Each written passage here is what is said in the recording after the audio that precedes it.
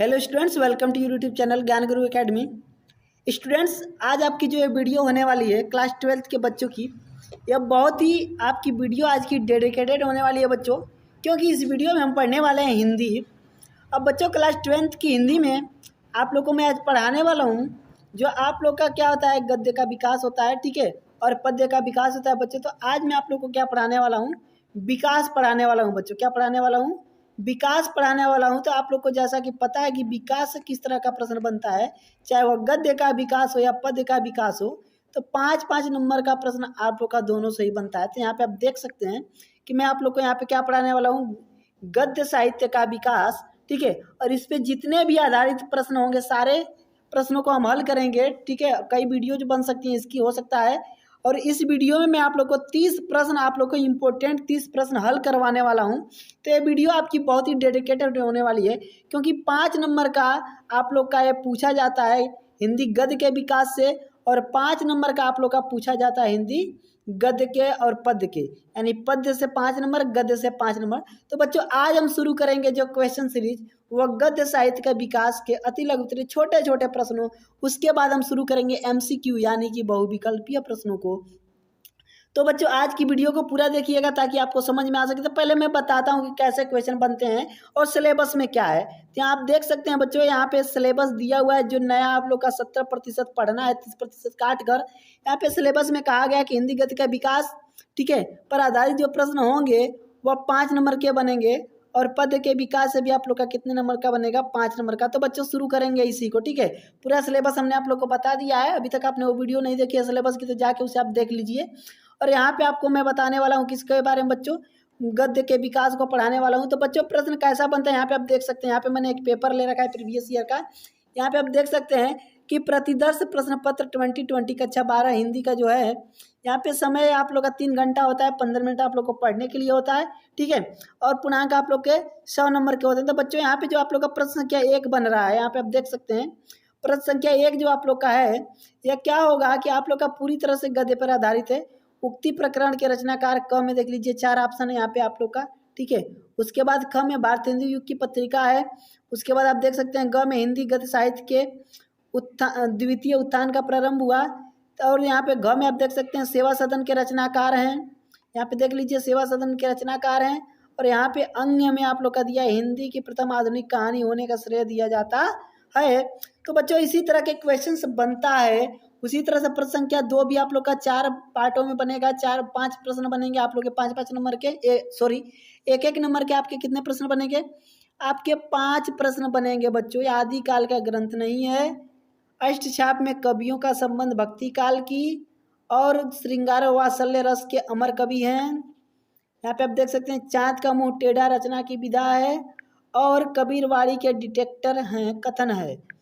बच्चों, इसी तरह के क्वेश्चंस पूछे जाते हैं। तो आज हम शुरू करेंगे हिंदी गद्य का विकास से इम्पोर्टेंट प्रश्नों की ये सीरीज शुरू हो रही है बच्चों। तो इसको पूरा देखिएगा और नोट्स बना के पढ़िएगा, ताकि आपको बाद में कोई प्रॉब्लम ना हो। बोर्ड एग्जाम जब आपका आ जाए तो आप लास्ट समय में अपने नोट्स से तैयारी कर सकें। और बच्चों, अति लघु उत्तरीय प्रश्न सबसे पहले हम इसमें पढ़ने वाले हैं। देखिए प्रश्न संख्या 1, पूरे 30 प्रश्न इस वीडियो में मैं आप लोग को बताने वाला हूं। जितने भी क्वेश्चंस रह जाएंगे नेक्स्ट वीडियो में, उसके बाद अगर, यानी कि 30 प्रश्न का हम एक वीडियो बनाते हुए चलेंगे, समझ गए आप, ठीक है। तो 5 नंबरों के लिए हम पढ़ रहे हैं। कितने नंबरों के लिए? 5 नंबरों के लिए। तो बहुत ही अच्छी तरीके से आप पढ़िएगा इसको। गद्य एवं पद्य का अंतर 2 पंक्तियों में लिखिए। देखिए बच्चों, गद्य और पद्य का अंतर किस में लिखना है? 2 पंक्तियों में लिखना है। तो यहाँ पे आप देख सकते हैं वाक्यबद्ध विचारात्मक रचना को गद्य कहते हैं। जो वाक्यबद्ध विचारात्मक रचना होती है उसको हम गद्य कहते हैं। दैनिक जीवन की बोलचाल में गद्य को ही प्रयोग होता है, जबकि छंदबद्ध भावपूर्ण और गेय रचनाएं पद्य कहलाती हैं। जो छंदबद्ध होती हैं, भावपूर्ण होती हैं और गेय रचनाएं होती हैं, यह पद्य कहलाती हैं। प्रश्न संख्या 1, प्रश्न संख्या 1 आपने अच्छी तरह से समझ लिया। आइए देखते हैं प्रश्न संख्या 2। प्रश्न संख्या 2 में कह रहे हैं हिंदी की 8 बोलियां कौन कौन सी है। फिर से समझ जाइए। प्रश्न संख्या 2 कह रहा है कि हिंदी की 8 बोलियां कौन कौन सी हैं। पहली बच्चों ब्रज है, दूसरी अवधी है, तीसरी बुंदेली, चौथी बघेली, 5वीं छत्तीसगढ़ी, 6वीं हरियाणवी, 7वीं कन्नौजी और 8वीं खड़ी बोली। यहाँ पे हिंदी की 8 बोलियां हैं बच्चों। हिंदी की 8 बोलियां यही हैं।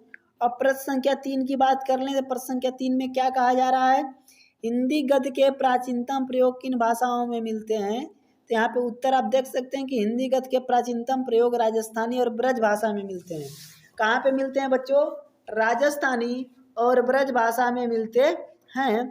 प्रश्न संख्या 4, प्राचीन ब्रज भाषा गद्य की 2 रचनाओं के नाम लिखिए। जो प्राचीन ब्रज भाषा होती हैं इनकी गद्य की 2 रचनाओं के नाम लिखना है। यहाँ पे देख सकते हैं गोकुलनाथ कृत, गोकुलनाथ ने किसको लिखा था, 84 वैष्णवन की वार्ता, और वैकुंठ मणिकृत अगहन महात्म्य प्राचीन ब्रज भाषा गद्य की रचना है। ये दोनों किसकी रचना है बच्चों, 84 वैष्णवन की वार्ता और वैकुंठ नाथ ने जो लिखा हुआ है आप लोग का कौन सा, अगहन महात्म्य।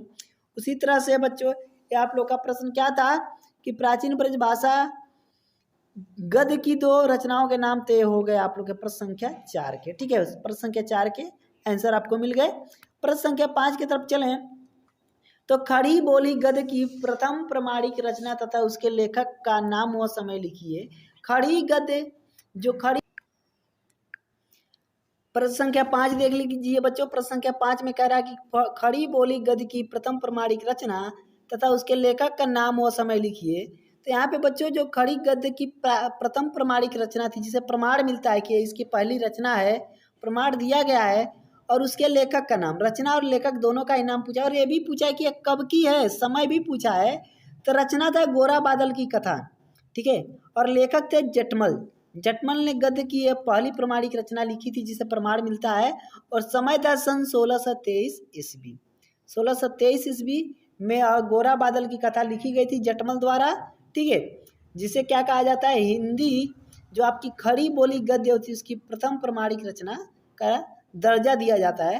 प्रश्न संख्या 6, यहाँ कहा जा रहा है कि खड़ी बोली गद्य की सबसे प्राचीन रचना कौन सी है। तो यहाँ पे आप देख सकते हैं खड़ी बोली गद्य की सबसे प्राचीन रचना कवि गंग द्वारा लिखित चंद छंद वर्णन की महिमा है। खड़ी बोली, ठीक है, जो आप लोग की गद्य की सबसे प्राचीन रचना है वो कौन सी है बच्चों, कवि गंग द्वारा लिखित चंद छंद वर्णन की महिमा है। क्लियर हो गया। और हम नेक्स्ट प्रश्न पे देखें बच्चों। प्रश्न संख्या 7, इसमें कहा जा रहा है कि खड़ी बोली गद्य के 2 प्रारंभिक उन्नायकों के नाम लिखिए।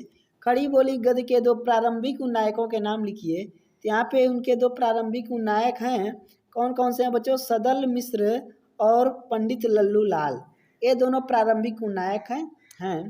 प्रश्न संख्या 8, अष्टयाम की कौन कौन सी भाषा है। अष्टयाम शीर्षक 4 लोगों खुमान, हित हरिवंश, देव, नाभादास ने रचनाएं की हैं। अष्टयाम की भाषा ब्रज भाषा है। अष्टयाम की भाषा क्या है बच्चों, ब्रज भाषा है।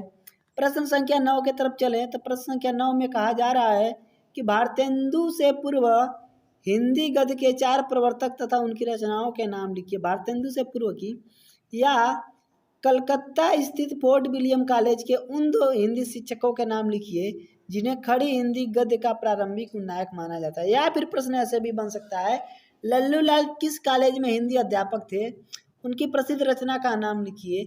यह प्रश्न ऐसे भी बन सकता है कि खड़ी बोली के प्रारंभिक उन्नायकों में विशेष रूप से जिन 4 लेखकों का उल्लेख किया जाता है उनमें से किन्हीं 2 की एक एक रचना का नाम लिखिए। तो बहुत सारे तरह के क्वेश्चंस बन सकते हैं बच्चों, ठीक है।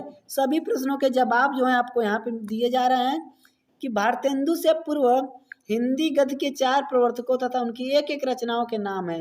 इंसा अल्लाह खां, रानी केतकी की कहानी इन्होंने लिखी थी। सदा सुखलाल, सुख सागर लिखा था इन्होंने। लल्लू लाल, प्रेम सागर लिखा था इन्होंने। सदल मिश्र, नासिक के तोप ज्ञान लिखा था इन्होंने। क्लियर हो गया बच्चों। अब इनमें सदल मिश्र तथा लल्लू लाल कलकत्ता के फोर्ट विलियम कॉलेज के अध्यापक थे।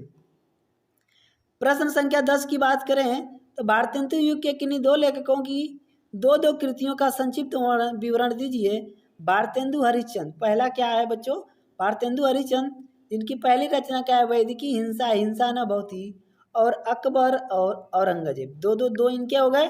और 2 हैं आपके प्रताप नारायण मिश्र जी का, प्रताप नारायण मिश्र जी का हट्टी अमीर तथा देसी कपड़ा। क्लियर है। अब प्रश्न संख्या 11 की बात करेंगे। प्रश्न संख्या 11 में कहा जा रहा है भारतेंदु युग से पूर्व किन दो राजाओं ने हिंदी गद्य के निर्माण में योगदान दिया? या हिंदी गद्य की उर्दू प्रधान तथा संस्कृत प्रधान शैलियों के पक्षधर दो राजाओं के नाम लिखिए। या भारतेंदु के उदय से पूर्व की खड़ी बोली के दो भिन्न शैलीकार गद्य लेखकों के नाम लिखिए। ठीक है, यहाँ पे आप देख सकते हैं बच्चों, भारतेंदु युग से पूर्व राजा शिव प्रसाद सितारे हिंद ने अरबी फारसी मिश्रित हिंदी लिखकर तथा राजा लक्ष्मण सिंह ने संस्कृत मिश्रित खड़ी बोली को अपनाकर हिंदी गद्य के निर्माण में योगदान दिया था। अब नेक्स्ट प्रश्न पे चलते हैं बच्चों। प्रश्न संख्या 12 आपकी क्या कह रही है? हिंदी गद्य के विकास में ईसाई धर्म प्रचारकों के योगदान का उल्लेख कीजिए। हिंदी गद्य के विकास में ईसाई के जो धर्म प्रचारक थे उनका क्या क्या योगदान था?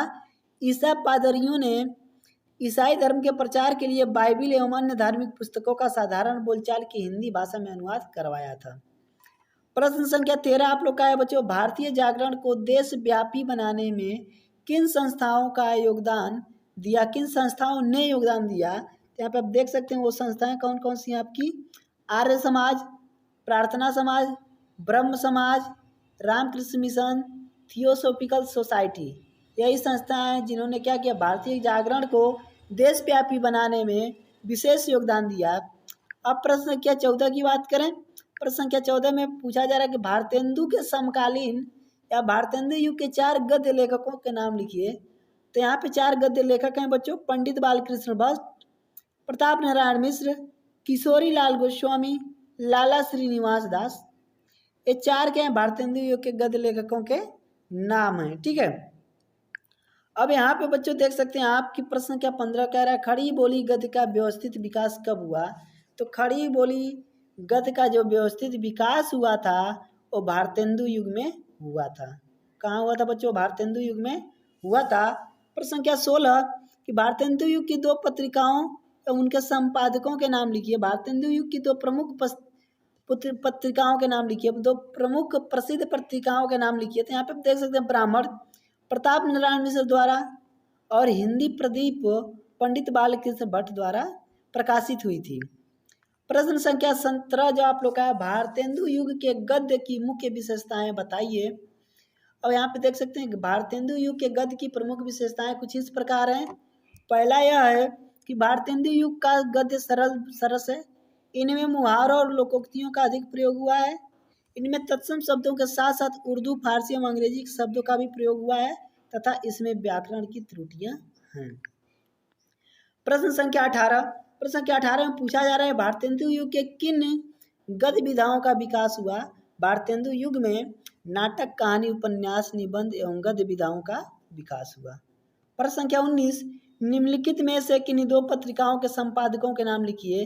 आनंद कादम्बिनी, हरिश्चंद्र चंद्रिका और नया जीवन। या आनंद कादम्बिनी के संस्थापक कौन थे? यहाँ पे आपको तीनों के ही संस्थापक बता दिए जा रहे हैं बच्चों। आनंद कादम्बिनी के संस्थापक हैं बद्री नारायण चौधरी प्रेमघन। हरिश्चंद्र चंद्रिका के संपादक हैं भारतेंदु हरिश्चंद्र। नया जीवन के संस्थापक हैं संपादक हैं आपके कन्हैया लाल मिश्र प्रभाकर। प्रश्न संख्या 20 की बात करें बच्चों, द्विवेदी युग के 2 प्रमुख लेखकों की एक एक रचना का नाम लिखिए।